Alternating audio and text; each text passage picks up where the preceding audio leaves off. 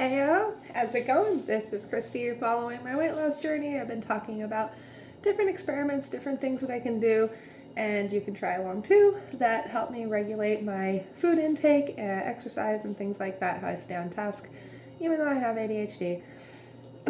So, I have gone scaleless for a week, and the results are in. I lost about a pound, which is actually lovely. It was just under a pound. But honestly, I was eating like steak sandwiches, I was eating like ice cream sandwiches, I was eating like kind of whatever I wanted, but sticking with the plan. I also went under points one day, which is,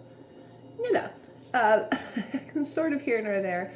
I'm still doing as much as I can as far as working out, but I think I went just a little bit lazy on my macros, and honestly, I'm okay with that. 1 pound is 1 pound. I'm never going to be disappointed in that. And honestly, the goal is to actually move into like a natural, like in shape kind of phase, So the whole idea of rapid weight loss and losing like 40 pounds in a month or something doesn't really appeal to me.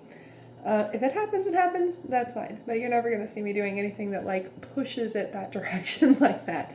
I think that natural weight loss and weight gain, it kind of creeps up on you, and so, if I can, maintain but lose, then I'm still on a drop. If I'm maintaining and gaining, then I'm in trouble, I do still think I'm going to go ahead and keep doing the weekly weigh-ins just because it caused me so much anxiety to not weigh myself that I'm just like, you've been like really, really, really anxious about this. And I just feel like I need to kind of like put it on the back burner, do like once a week. As long as that's working for me, I'm going to keep doing that. My favorite snack this week was probably, I got these ruby red kiwis because it was Mother's Day week. And they were kind of expensive, but that was my Mother's Day present, so I got them. And we've been eating kiwis here. They are so good. And also raspberries for the fiber and stuff like that. So both of those have been kind of helping keep me on track as far as keeping the fiber up. That's important. And let's see. Oh, this morning I went ahead and tried out. I'm not going to do like recipe cooking on this channel because other people have the recipes out there. I don't feel like that makes much sense. But I did the Greek yogurt Jello pudding recipe, and I kind of went.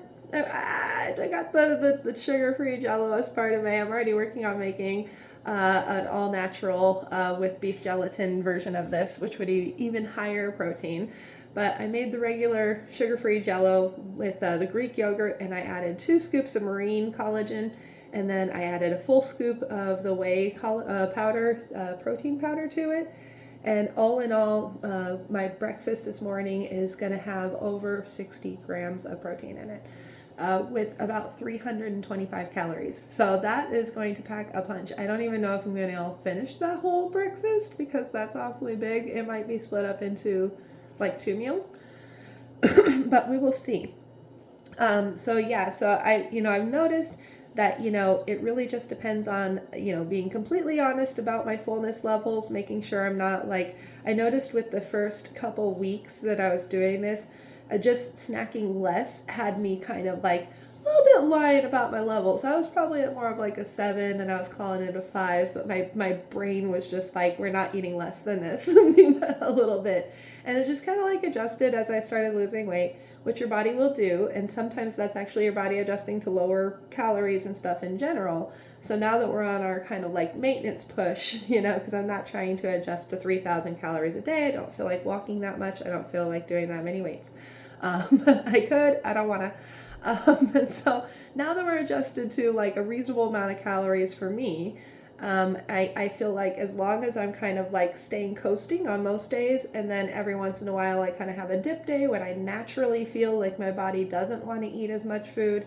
If I lose a pound on those, hey, this time next year I might actually weigh the same amount as I want to, and at the same time too, when we lose weight rapidly, we kind of trick our bodies into thinking that they're going into a starvation period. So like I've only pretty much done it accidentally. Well, I've done some fasting too, but a lot of times it was just because of actual food scarcity. And so when we kind of go food scarce, when we kind of return back to normal, because our body's going to be fighting us to go back to our old diet over and over again, then we end up having it kind of bounce back, and our body is just like fighting to keep that on.